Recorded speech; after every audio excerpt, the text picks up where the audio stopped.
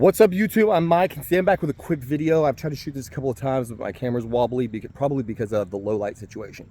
So I've had a couple of guys in the comments asking, am I still alive? Yeah, I'm definitely still alive. I haven't been making videos because when we got back from vacation, like I was just on vacation, man. I call it vacation. We've been traveling. We did a 66-day road trip across like 9 states and went to all these national parks, and it was just this amazing experience. And then when we got back to deal with our mortgage nightmare, like my life is amazing right now, but I kind of got into this depression because I just didn't want to be here. I just wanted to be on the road again and getting back to like a normal life after you've been living in this fairy tale was really hard. And so like I was just sitting around the house, like going to the gym, but like I just didn't have any like really meaning or purpose in life. I'm not working, just sitting around playing Diablo 4 every day, going to the gym a few times a week, 4 times a week. And like the rest of my day, I just felt like a slob, you know, like my wife is getting up every day, she's homeschooling our kids. Everybody in the house has like a meaning for their existence. And as a man, when you're not bringing any money and you're just sitting around the house, it doesn't do a lot for you psychologically. And we're kind of in this situation where we couldn't immediately go traveling again. We didn't really know what we're going to do next year, whether I'm going to go back to work or whether we're going to continue traveling. And so I just kind of got in this funk, man. I got in this depression, and I just felt useless, and I didn't really know what to do as far as what our future plans were going to be. And so I just couldn't really, it was hard for me to like make a video that, you know, didn't sound like this, just like total depression, misery, nightmare. Basically what I figured out in the period of time since we've been gone is that living like you're rich can really fuck with your worldview. Like, we took out a substantial amount of money when I semi-retired, and we still have a substantial amount of money. And so we've been living in this like fairy tale world that doesn't really exist because we're living on this standard. We have this standard of living right now that's not maintainable because we're just burning through our retirement. And so we've been able to have all these amazing experiences in life. And unfortunately, what those experiences are showing me is that money doesn't really save. It doesn't change anything. Like, we've had months where we spent $20,000, $10,000, or excuse me, $30,000 in 1 month period, just living like this extravagant life, being able to just buy whatever we want. Just like, it's not like we're millionaires, but what I figured out is that I don't need to be like, being a millionaire wouldn't change anything. Like, we would eat different restaurants, we would stay at even nicer hotels or Airbnbs than we were already staying in. It's just like, man, this sunset I'm about to show y'all is fire.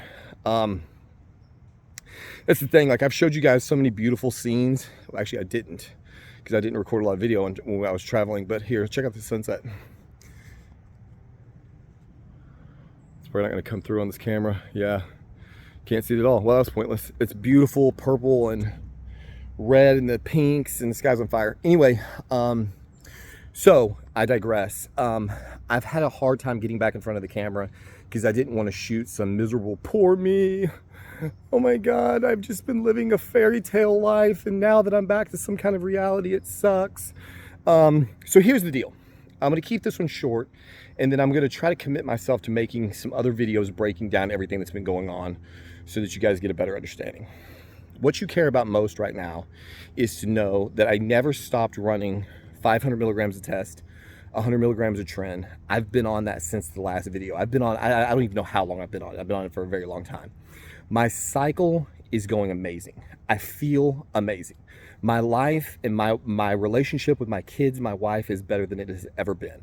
My life is a absolute fairy tale. It has been, everything in it is better than it has ever been.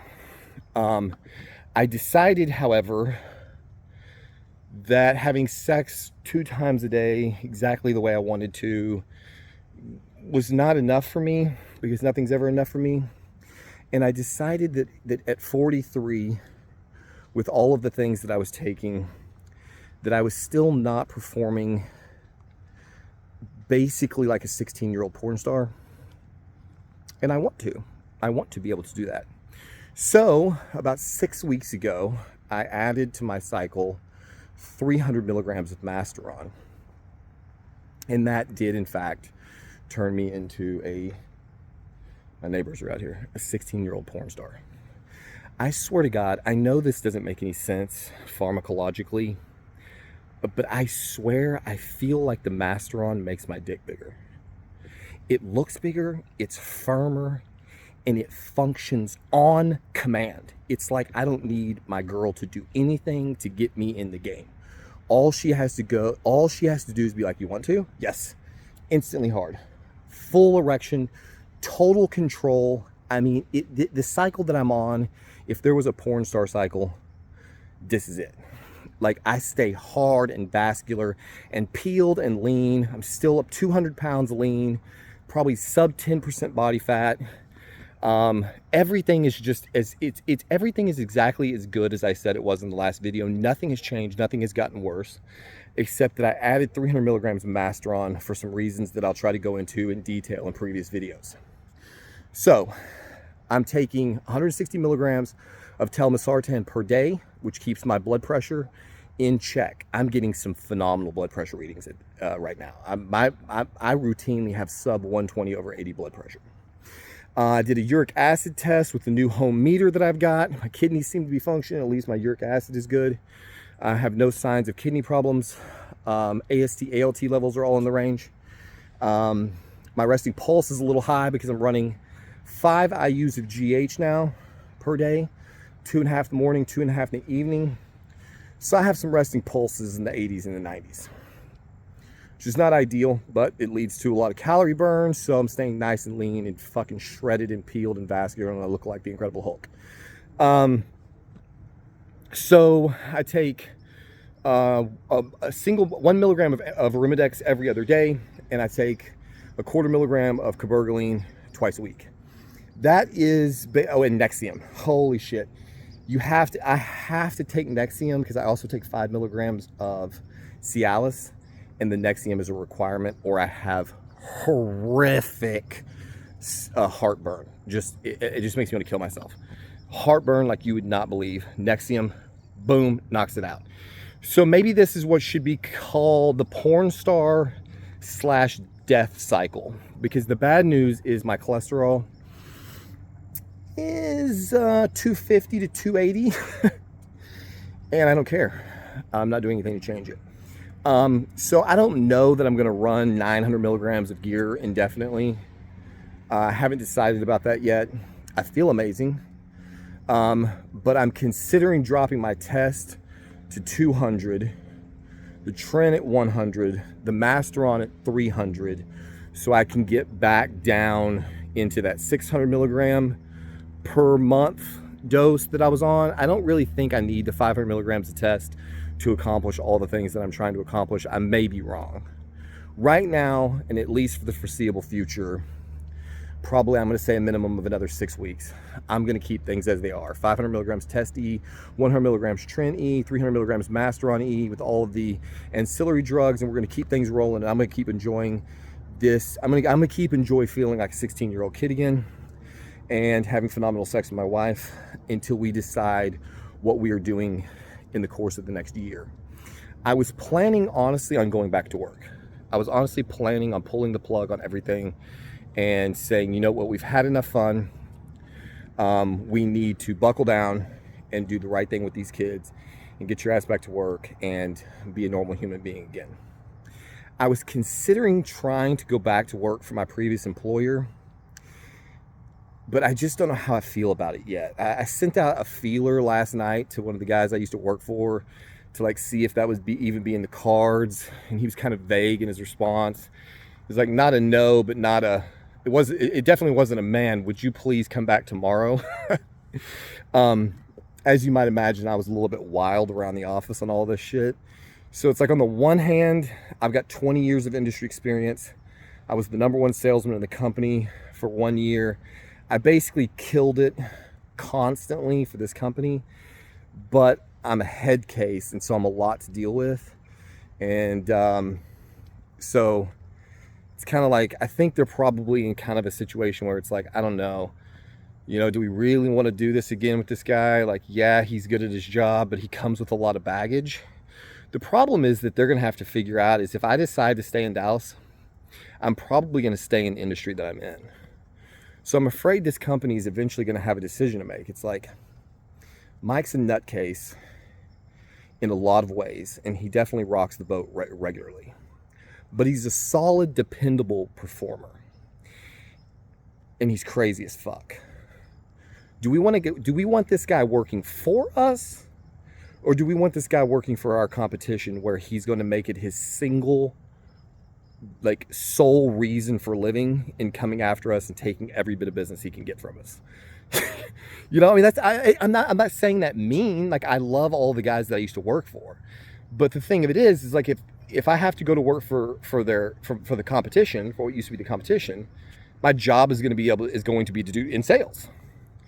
And of course, the first thing I'm going to do is go after all of the old business that I had at my previous employer, which means I'm going to be actively trying to take, you know, my old company's business.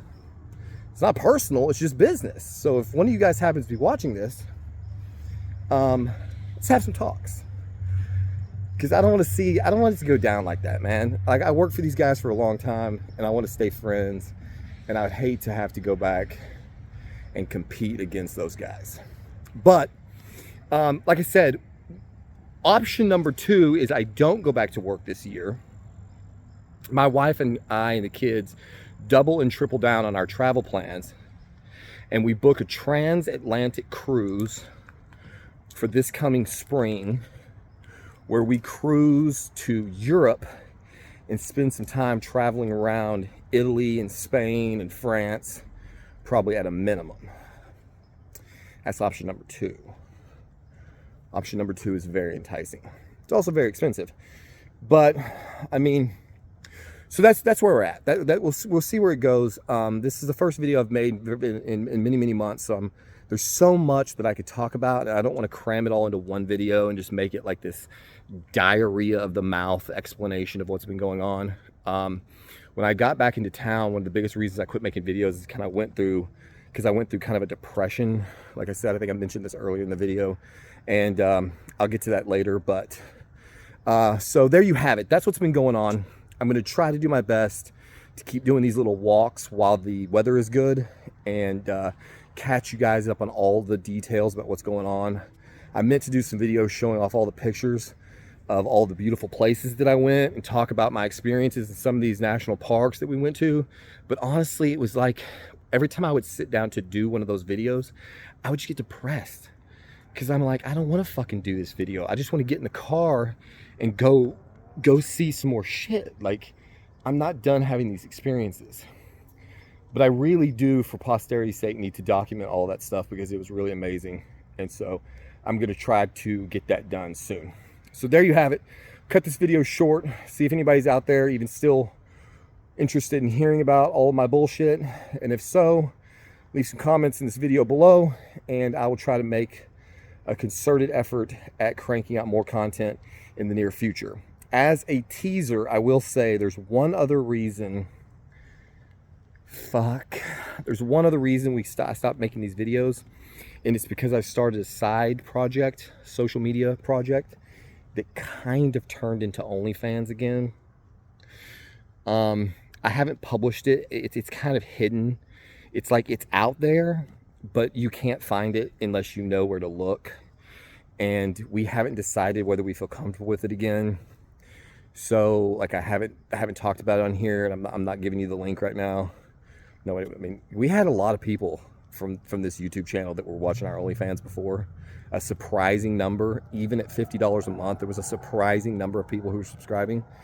And then we just kind of we started feeling shitty about it, because we got kids, and I was working at the time. And so we have been doing some rather raunchy content again. and we're both still kind of ashamed of it, and it's probably the trend, or maybe it's just that we're lunatics. So now that I've actually said that in a public platform again, I'll see how I feel about it, and then we're gonna probably make a decision on whether or not to take it down immediately before somebody finds it, or whether to double, triple down and be like, fuck it, who cares? You know, you only live once. It's like, we're 43. What do we have to be embarrassed about? Anybody who subscribes to my OnlyFans channel, I feel like they're the ones who should be embarrassed. You know what I mean? Like, why should I be embarrassed? I'm an old ass man. Like, what are y'all looking at? But people do, man. They look, man. They like it. So anyway, there you have it. I will try to make another video ASAP, digging into all the gory details of everything that's been going on. Until then, we'll see you on the next one.